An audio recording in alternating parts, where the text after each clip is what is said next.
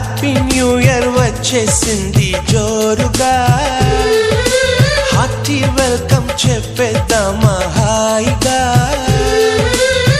కొత్త కొత్త ఊహల్లో తెలిపోటియా, మనసులోని ఆశల్ని పంచుకో బ్రదర్. గుండెలోని భావాలు గుప్పుమన్న ఈ వేళ, కదిలల్లే కాలపు కన్నెకి టాటా చెప్పుదామా. జనవరితో అడుగులు వేస్తూ ముందుకి పోదామా.